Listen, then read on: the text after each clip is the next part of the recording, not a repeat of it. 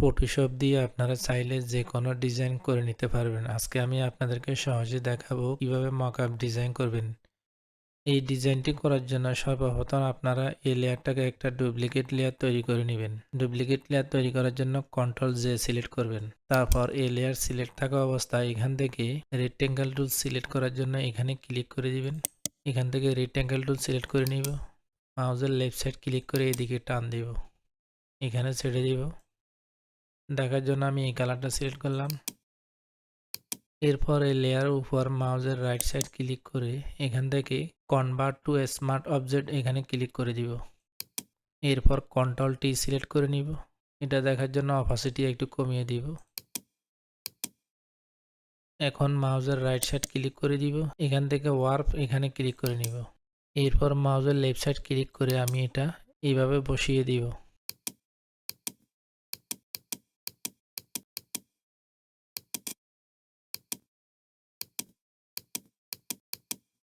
তারপর tick চিহ্নতে click করে নিব। আবার এটার অপাসিটি ফুল করে দিব।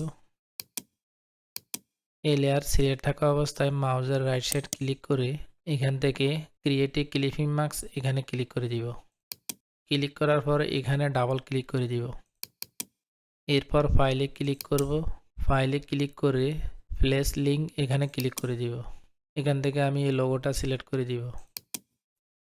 এরপর এখানে ক্লিক করব। এটা একটু বড় ছোট করে দিব।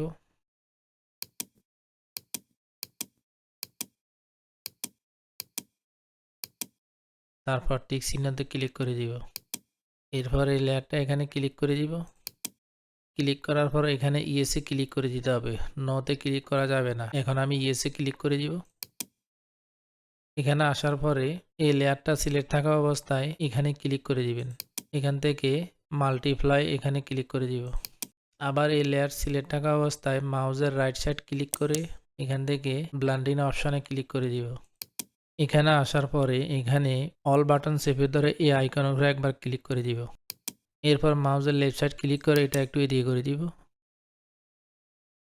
আমি এতটুকুই দিলাম। এরপর এখানে ক্লিক করে ড্রপ শেডে দিব। এখান থেকে অপাসিটি সাইজটা একটু বাড়িয়ে কমিয়ে দিব। তারপর ওকে। সম্মানিত ভিউয়ার্স, আশা করি বুঝতে পেরেছেন কিভাবে ফটোশপ দিয়ে মকআপ ডিজাইন করবেন। এতক্ষণ সাথে থাকার জন্য অসংখ্য ধন্যবাদ।